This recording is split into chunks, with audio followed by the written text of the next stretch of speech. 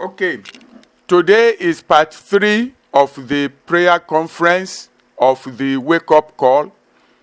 We shall start by looking at a series of maps to underscore how what we are saying affects Nigeria.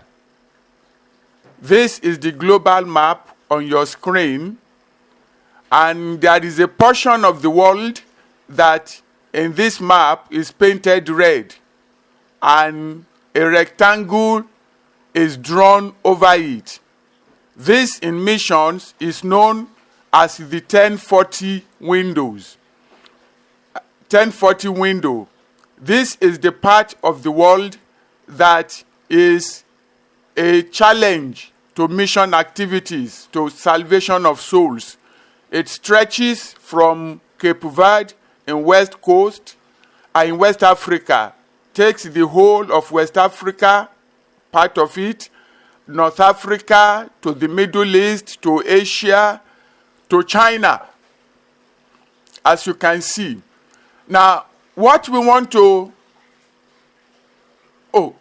it should also be mentioned that the strongest religions in the world that oppose the Lordship of Jesus Christ I found in this 1040 window. Islam has its base here. Hinduism, Shintoism, which is Buddhism, and all other religions. They are all here. This is Satan's last stronghold to prevent the Son of God from coming to set up the kingdom of God. But we have to crack this window. That is our responsibility. This actually is the responsibility of the church. Now, the area we need to look at is that this is Nigeria here, where Africa is, the trigger of Africa. You will notice that the line of the rectangle, the lower line of the 1040 window, divides Nigeria into two. Clean divide. So the northern part of Nigeria is in the 1040 window. The southern part of Nigeria is not in the 1040 window. That line cuts through Middle Belt. And that is why Middle Belt is a focal point in the Islamization agenda. We quickly look at another map. Now, this one shows where there is Muslim majority in Africa, Christian majority below in Africa. Then the area of contest is in red, that thin line. In Nigeria, that red line is the Middle Belt. Islam pushing downwards and Christianity pushing upwards. Both meet at this red line. The genocide that is taking place in Kaduna State, in Benue State, in Taraba State, in Adamawa, are all functions of those spiritual forces exerting influence. The forces of darkness wanting to move down to the south of Nigeria, and the church wants to move up with light. And this tells us that we must, as Christians, the Nigerian church must reinforce the Middle Belt. This is an awareness that every Nigerian Christian, particularly those in the south, the Yoruba Christians, the Igbo Christians, the Kalabari Christians, the Edo Christians, the Ibibio Efi Ogoni, all the Christians in southern Nigeria, you must realize that it is your responsibility to reinforce the Christians in the Middle Belt. We cannot leave them alone. We must support them to be strong, because the reason why we are having peace in the south is because the Christians in the Middle Belt are taking the fire. If Middle Belt should crack, If they should pass through Middle Belt, then the South is gone. The resistance that is needed to stop the jihadists is being provided by the Christians in the Middle Belt. And that's why we first launched the Can Trust Fund to raise money to build structures that will make Middle Belt strong. Unfortunately, our church leaders didn't see the spiritual implication of what we wanted to do, so they killed the Can Trust Fund, and we built again the Lay Faithful Trust Foundation. The first thing Can did was to write a letter in March 2021 discrediting Lay Faithful Trust Foundation, discrediting, demonizing the groups that started it, NCEF, CSMN, and then picking the CEO and try to defame him so that Christians will not support. In fact, they stated clearly Christians should not support. And we wonder where that spirit came from. It is not the Spirit of God. We must support the Christians in the Middle Belt if we want to preserve Christianity in Nigeria. It is from Middle Belt that we can relaunch to the north. I hope we all remember that the prophetic mandate of the Nigerian church is to take the gospel to the north of Nigeria, from the north enter into North Africa, into Niger, into Mali, into Chad, Algeria, Mauritania, Tunisia, Egypt, Sudan, and then from North Africa move to the Middle East, and from the Middle East get back to Jerusalem. That is the assignment of the Nigerian church, and that's why enormous resources have been placed by God in southern Nigeria to fund this missions work. Unfortunately, the provisions of God are being used to build cathedrals, organize church programs, and in some instances, buy private jets. This has to change. Now, the next map we are looking at is the map of ISIS for Africa and for parts of the world. All these parts painted black in this map are the areas that has been claimed as Islamic territory. You will see that Spain is involved. This is Spain here, completely black. The Muslims, according to their doctrine of sacred space, say that Spain is Muslim land, that it belongs to them. And portions of Europe have also been taken.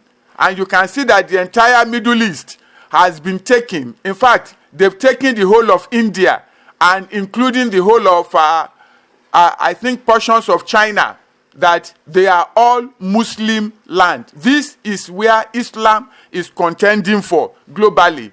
When you look at that portion in Africa, you see that Nigeria is completely immersed in that their black map, because they believe that Nigeria is their property. That's the caliphate claim. Now, this is another map showing the places that they have now, the countries that they believe that they have now. Algeria, Libya, Egypt, Sudan, and you can see that Nigeria in this other map is completely painted black, north and south of Nigeria. You see that they didn't touch Niger, they didn't touch Chad, they didn't touch Cameroon, Benin, Togo, Ghana, they didn't touch them. Nigeria, because Nigeria is what they are aiming for. Once they get Nigeria, they've gotten the whole of Africa. And the enormous amount of resources in Nigeria. Brethren, there is money in this country that we have not even touched. They know. And the money they need to implement the agenda, it is in Nigeria. So they are fighting tooth and nail for Nigeria. We have to prayerfully stop them. Okay, Now, let's look at the big picture. There are three agendas that are playing out. Number one is the Islamization agenda. The second is the Fulanization agenda. And then the third one is the Arabization agenda. Let no one be in doubt. What the Arabs have in mind is what they did in Egypt, in Algeria, in Tunisia. You remember that Egyptians, the original Egyptians, are dark-skinned. Their descendants, they are called Cushites in the Bible. Cush, the grandson of Noah through Ham. They are dark-skinned. Today, they are known as the Nubians in Egypt. They were systematically eliminated, eradicated, killed, until a small group of them remains. They are in Egypt, there, Nubians, the dark-skinned Egyptians. Those are the original Egyptians. The people we see today are the Arabs that are now claiming to be Egyptians. That is the plan for Nigeria.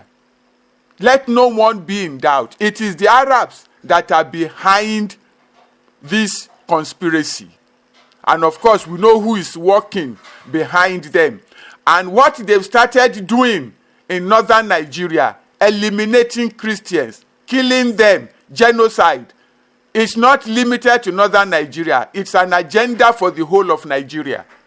We will see that we saw that when we looked at the Abuja Declaration last night, when they said their plan is to eliminate in all its forms and ramifications. Note the word, eliminate, in all its forms and ramifications. Christianity in the member states of the IAO. Now, what we want to draw our attention to is this statement made by Osama bin Laden in 1996. Osama bin Laden was interviewed in Morocco, and he made this statement. When next you meet an Arab, you should ask, what is the Arabic word for slave? You'll discover that the words are the same, abid, which is why when an Arab looks at a black African, what he sees is a slave. To the Arab, the African, the Negro race is a slave. In 1962, General Hassan Bashir Nassar, a Sudanese general, said, we don't want these black slaves. What we want is their land. That is the mindset of the Arab. Now, I'm showing you these two so that we will know exactly what we are dealing with. It is beyond Fulani. A short while ago, last year, the Arabs announced that OIC has agreed that Nigeria will be the food hub for the Arab nations. That they will be coming to Nigeria to produce their food, build storage silos in Nigeria, store the food here, and then from Nigeria distribute the food to Arab nations. So how about the Nigerians? Where will they be? Whose land are you going to use in Nigeria for that? That is a mindset that is telling you they don't see you and I anymore occupying our ancestral land. It's that serious. It's a mindset that has already concluded. The Yoruba man, the Igbo man, the Ogoni man, the Birom man, the Bachama man, they are not existing anymore in that geographical space called Nigeria. So Arabs will come and use their land to plant their own food. You can Google it. You will find it online. We raised it with the president of Cannes that this is a serious issue. How can OIC says Nigeria is their food hub? Because as far as the Arab is concerned, the African race is a bid, is a slave, and a slave does not own property. It is owned by his master. These are things we need to get our church leaders to realize and understand the seriousness of what we are contending with. This thing is more than making money or building cathedral. We are actually fighting for the survival of our race. Because some people have determined that which God has given to us belongs to them. And the only way they can appropriate it is if they eliminate us. It's that serious. You can go online and Google a bid. You will see it there. I still Googled it today to reconfirm what Osama bin Laden said in 1996. We continue.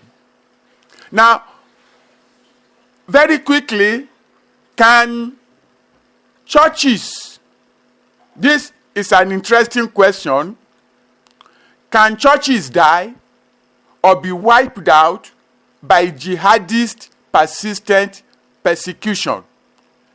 A certain Professor Philip Jenkins of Baylor University in USA researched this subject, and he proved in his study that it is possible. Let me quote him. According to Jenkins, this older Christian world was destroyed so comprehensively that its memory is almost forgotten by all except academic specialists. In some places, the blood of the martyr is the seed of the church, while in other places and at other times, it has been the death of the churches and Christian communities. In his study, Professor Jenkins wrote, in 1050, the population of Asia Minor was mainly Christian. But by 1450, that is 400 years later, Christians were only 10 to 15% of the population. Also, between the year 1200 and 1500, the number of Asian Christians fell from 21 million to 3.4 million. Brethren, what happened to 17 million Christians in 300 years? Because they're supposed to be procreating. Let's even assume that they do not procreate. What happened to 17 million? They were all killed. In Turkey, for instance, Christianity existed for about 1023 years, with Constantinople having the biggest cathedral in the world, the Hagia Sophia. Today, Christians constitute a mere 0.02% of the population in Turkey. This is a research paper. This is a research result. It's not something that one is making up. Then, according to Jenkins, as far as late as in 1900s, Christians were about 11% of the population throughout the whole of the Middle East. Jenkins concludes as follows: for practical purposes, Middle Eastern Christianity has within living memory all but disappeared as a living force. Disappeared as a living force. Why is it so? Because persistent jihadist attack made the Christian population to dwindle. We continue, please. State of the Nigerian church.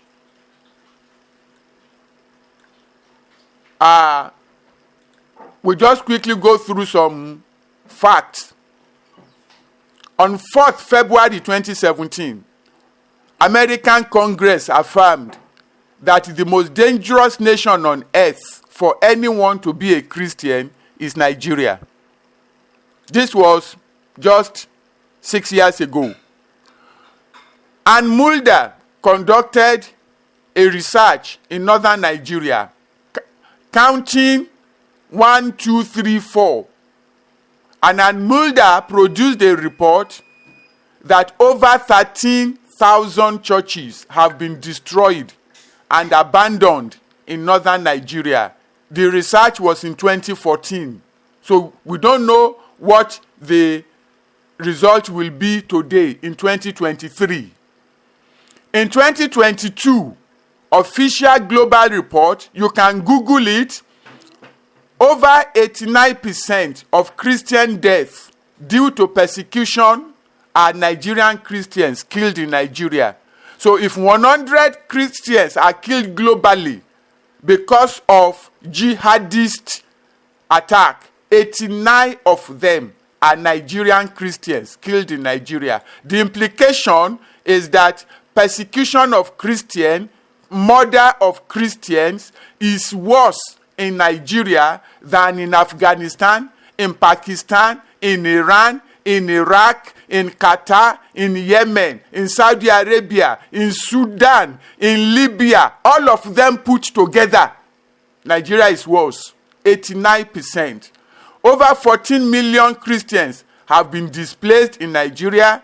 The first worst global terrorist, Boko Haram, and the fourth, Fulani herdsmen, they operate in Nigeria. When Governor Shetima was the governor of Borno State, an international NGO released a report and said Boko Haram has killed 30,000 people in Nigeria. Shetima was very angry.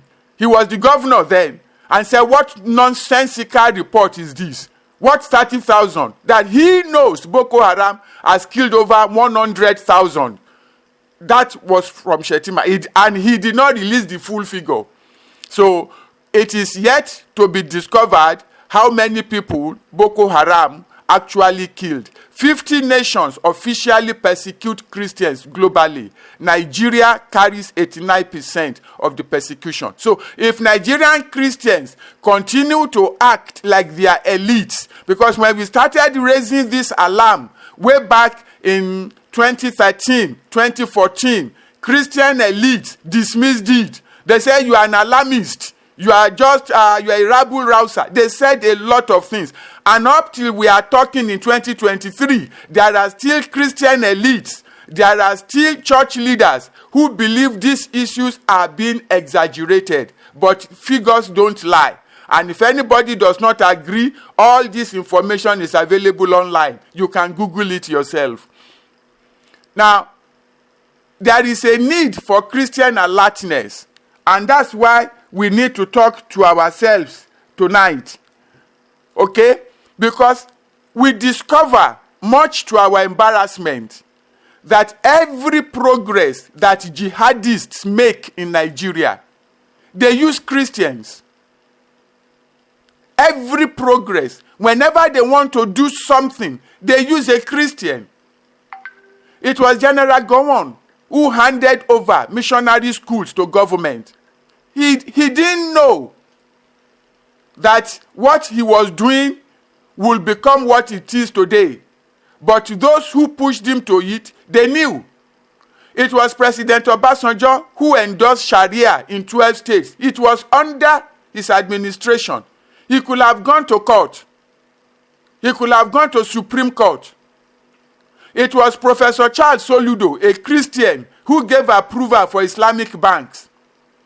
It was President Goodluck Jonathan, Christian, Chief Nyesom Wike, this same Nyesom Wike, as the Minister of State for Education, and Professor Obioma of NERDC, who approved religion and national values as subject in primary and GSS classes. It was a battle to get these religion and national values revoked, because Christian children were now to be taught Islam, and they were now to be painstakingly brainwashed.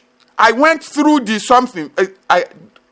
no time to talk about this, but I was involved in building the team for CAN that took up this case with NERDC. It was done under these Christians. In fact, when the team that we built met with the executive director of the NERDC, National Institute for National Educational Research and Development Council, when they met with the man, as of that time, Buhari was the president, and the new executive director was now a Muslim. The man told them that, I can't understand you Christians. What are you complaining about? But this thing was done by Christians now.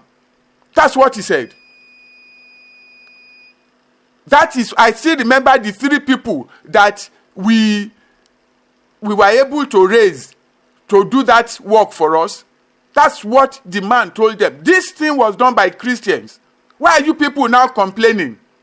It was another Christian, Professor Julius Okoje, who signed the document that approved the compulsory introduction of Arabic language in 12 disciplines of management in universities.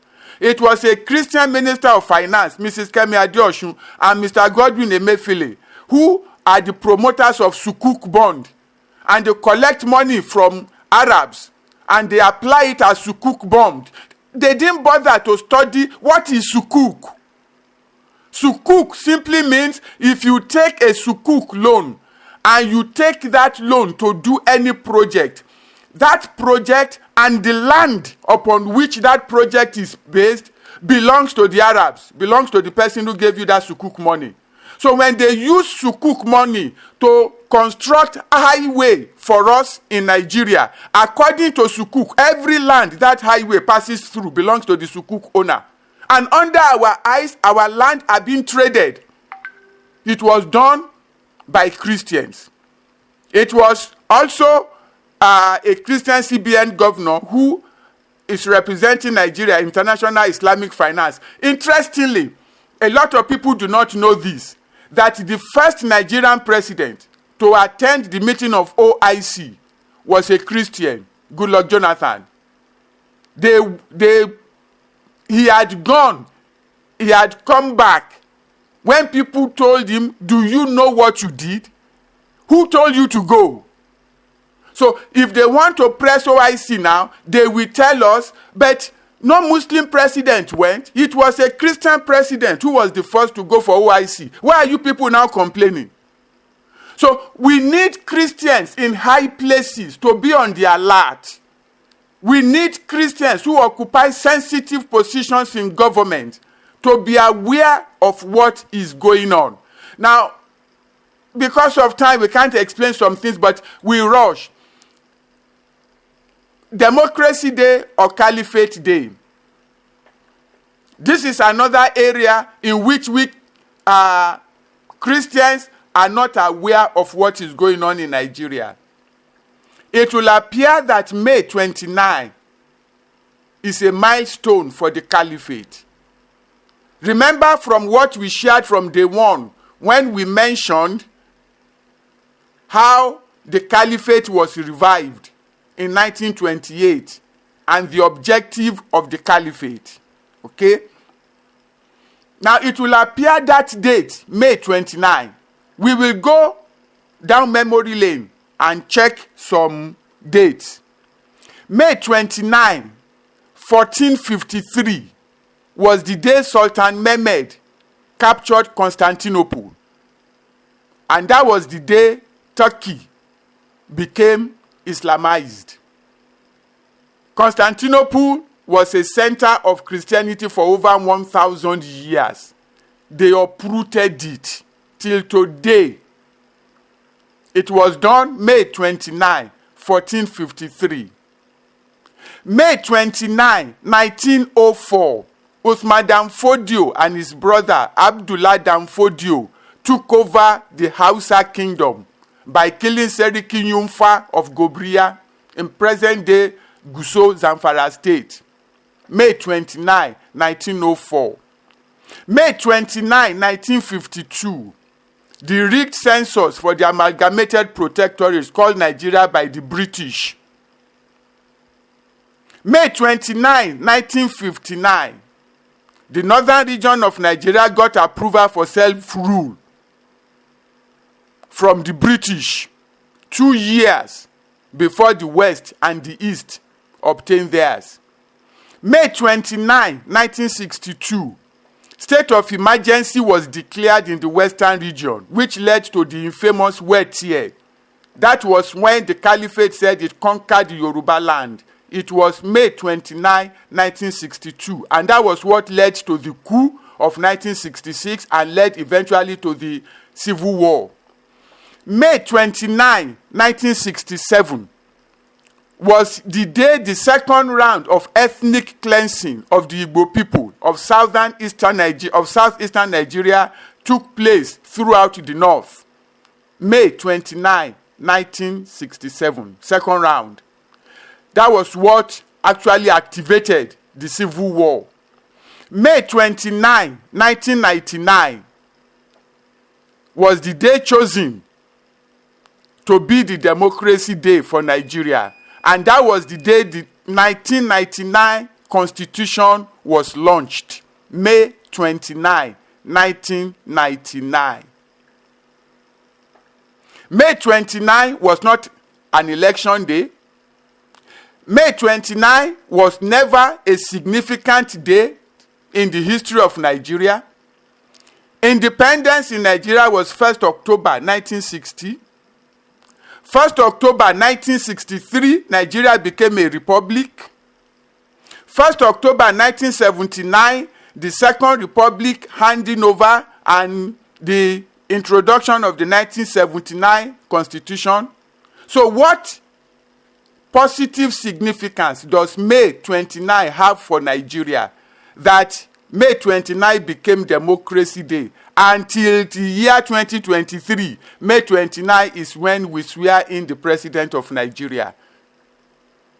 You can draw the conclusion for yourself by looking at the various dates in which May 29 has appeared in history.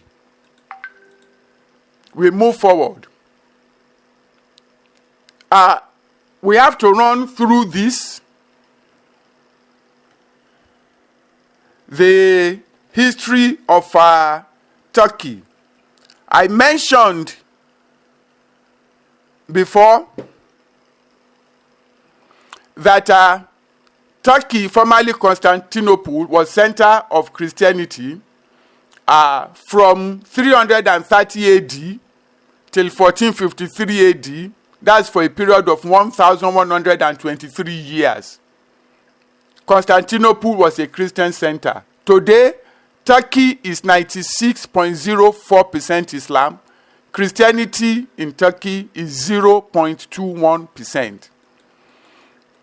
We will not be able to go through all of this because of time. In 2013, God mentioned that Nigeria is guilty. The Nigerian church is guilty of the sin of irresponsibility. That is what God told Professor Vincent Anigbogu, September 14, 2013. And God said, if care is not taken in 30 to 40 years, Nigeria will be like Turkey. The charge that God has against Nigerian church is the sin of irresponsibility. That the Nigerian church is an irresponsible church. Professor Anigbogu discovered that all the mistakes they made in Turkey is the mistake Nigerian church is repeating. These things were made clear in 2014 to Nigerian Christians. It was given to Nigerian church leaders. In fact, I heard it first at a strategy document of Christian Association of Nigeria in 2013. So, CAN officials were there. We should thank God for a leader. At least, in the midst of all of this, we had a leader, Pastor Ayo Orisejafo. Believe me, I will say that. I say that some Christians say, but they don't know what they are talking about. The only leader that Nigerian church has produced, in my own opinion, with what I know about the church leaders in Nigeria, we have only been able to produce one man that can be considered a church leader. Is Pastor Orisejafo. That is the only man that I saw stood for the Nigerian church and was ready to take a stand for the church, to protect the Christians, and he did everything possible. All the others that I know, they are consumed with selfish personal interest. They only think of themselves, not the church and not the Christians. And I say that with all responsibility. And if anybody takes me on, I will produce the evidence. Pastor Richard Jaffa was prepared to act and to prevent the church walking in the path of Turkey. Unfortunately, his tenure ended in 2016. And from 2016, we witnessed a serious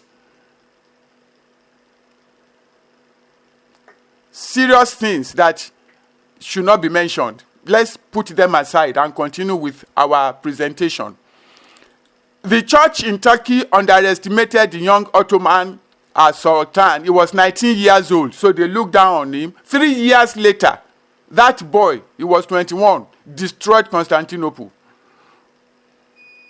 The same way Christians are underestimating Islam. The leadership of the church within and outside was bitterly divided. Racism and tribalism weakened the church. Powerless church authority without people's backing and financial support. And then, this one we'll talk a little bit about it. The weapon used to destroy Constantinople was invented by a Christian. His name was Urban. APC, that is tormenting Christians today, was facilitated into office by Christians. Buhari was brought back in 2019 by Christians. Tinubu was brought in 2023 by Christians. In fact, there is a governor.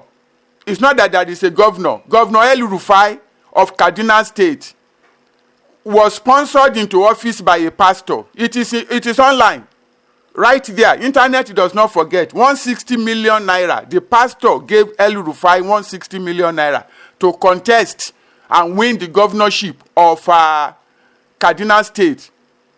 Governor El Rufai spent 8 years in office killing Christians. This pastor did not say anything. So, because of time, I have to move straight away to recommendation because we must have time to pray. It's a prayer conference. Okay, we come to recommendations, and that is where we are going to close. We thank God for the little we have been able to share during this conference. We are committed to closing by 10:30. I think sharing these recommendations may take up to 10 minutes. By the time I add 10 minutes to 10:06, we are already quarter after. So we have to suspend all the other sharings and move on to recommendations. Number one, what should Christians do now? With all that we have been sharing in the past for 3 days, what should Christians do? Number one, thanksgiving. We must thank God for not permitting Islamization of Nigeria. Brethren, only God could have stopped them. What was planned for our country, what was planned for our life, it was an international conspiracy, bathed in hell. Only God could have stopped it. You saw the map that we displayed at the beginning of the presentation tonight, that they had covered Nigeria in black. For them, it's a done deal. For the Arabs, for the OIC, for the Caliphate, Nigeria is a done deal. They've gotten Nigeria. Only God could have stopped them. And we need to thank God always. Anytime we remember this matter, we should tell the Almighty God, Father in heaven, we thank you for not permitting them to treat us with what they did to Egypt, to Tunisia, to Libya, to Algeria, to Sudan, to Turkey. Thanksgiving. Number two, prayers. We must intensify warfare prayers. And our Bible text should be Jeremiah chapter 10 verse 11. For we wrestle not against flesh and blood. We realize that behind this conspiracy is Lucifer. Behind this conspiracy are principalities and powers, hosts of demons. So we need to intensify prayers, warfare prayers, based on Jeremiah chapter 10, verse 11. Number 3, integrity. We must intentionally build structures to hold church leaders accountable. Brethren, we must be strong about this. We must be intentional about this. We must be deliberate and we must be determined. We must build structures to hold our church leaders accountable. As of today, Nigerian church leaders are not accountable.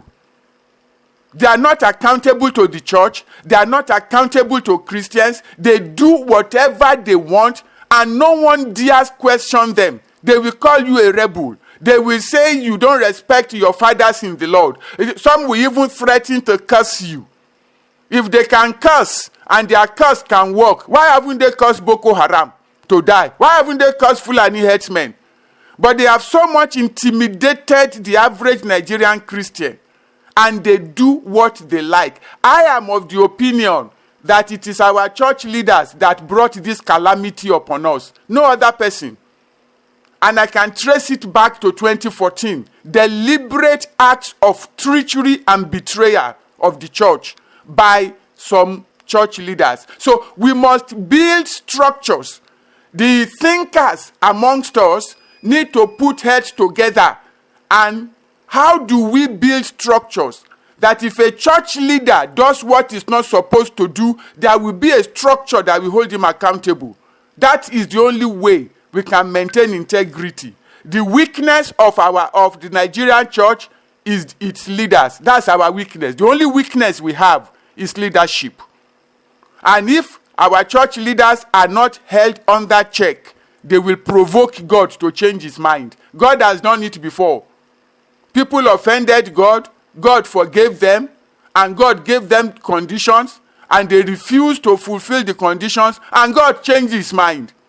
I said, okay. I said, I won't destroy you before. I will destroy you now. This is in the Bible. God has done it before. So we must make sure integrity is promoted in the church. Number 4, we must focus on discipleship in the church. As Christians, at every opportunity, we must oppose false doctrines. Let's stop folding our hands and say it doesn't concern us. It is not our church. It is not our denomination. It is not where we worship. It will affect every one of us eventually. We must promote discipleship and focus on raising credible followers of Jesus Christ.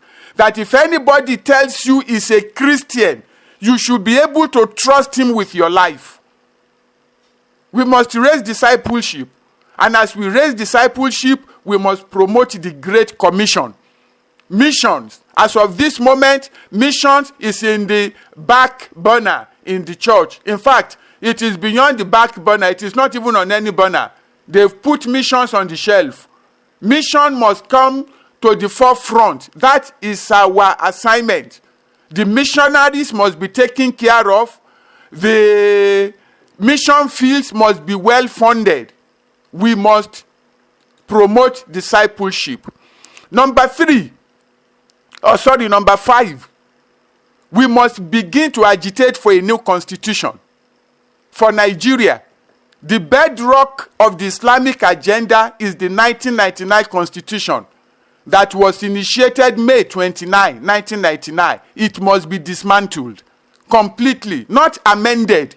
The 1999 constitution cannot be amended. It must be scrapped, and a new constitution must replace it. A constitution put together by the ethnic nationalities in Nigeria. We must begin to agitate for a new constitution. Number 6, we must build Christian political structure that will harmonize Christian political assets. What happened in 2023 election was not organized. That is why it was not effective. It was more of a youth uprising, and a lot of adults too identified with it. We need a credible structure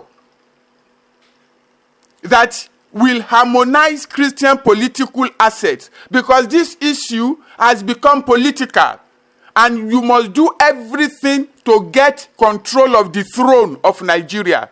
If you check the marathon prayer point for this week, we wrote about it.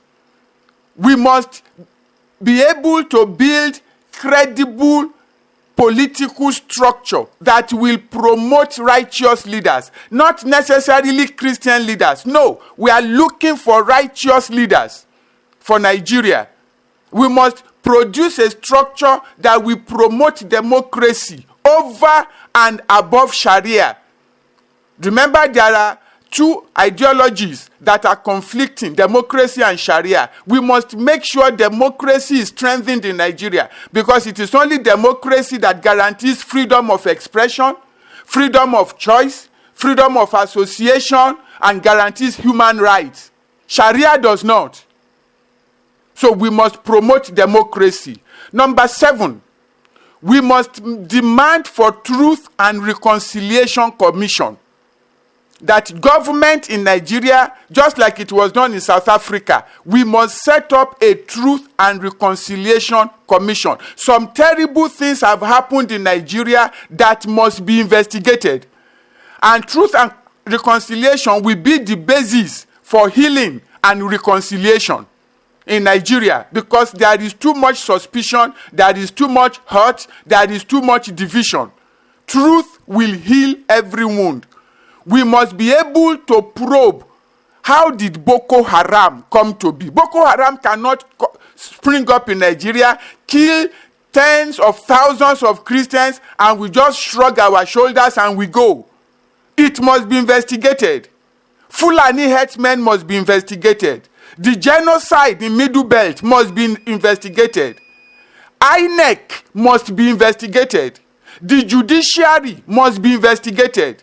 The justices of the Supreme Court, the justices in the appeal court, the justices in the tribunal, they must be investigated. This thing cannot happen and we just fold our arms.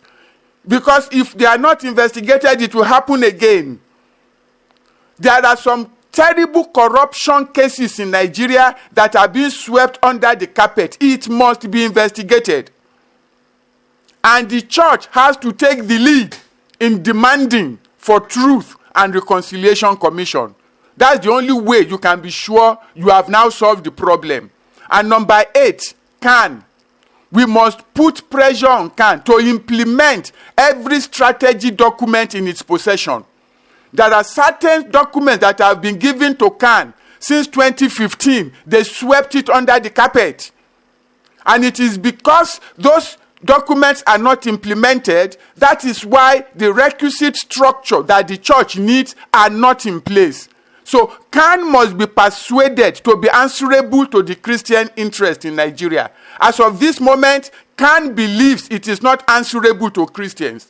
CAN believes that it is only answerable to the clergy. Sorry, it is not Clergy Association of Nigeria. It is Christian Association of Nigeria.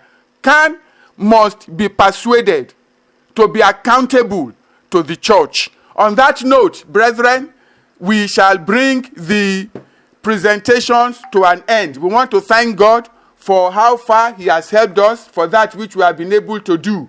And we thank you, brethren, for your attention and for participating. God bless you. To God be all the glory. Professor Contain, over to you, sir. Thank you very much, sir. Thank you for listening to this message. God bless you. We encourage you to share the message with your contacts, particularly with the youths. We need to accelerate discipleship among the youths. If you are free, we invite you to join our online worship service on Zoom. The meeting ID is under the message on our YouTube channel. Simply click on More to access the Zoom ID. You may also wish to listen to the message titled, What Does It Mean to Be Born Again? Please scroll towards the bottom of the channel to locate the message. In addition, we recommend the series on foundational doctrines. These are messages crucial to a successful Christian life. Our YouTube channel is houseofcarries.net/audio. houseofcarries.net/audio. The carries is K. Thank you, and God bless you.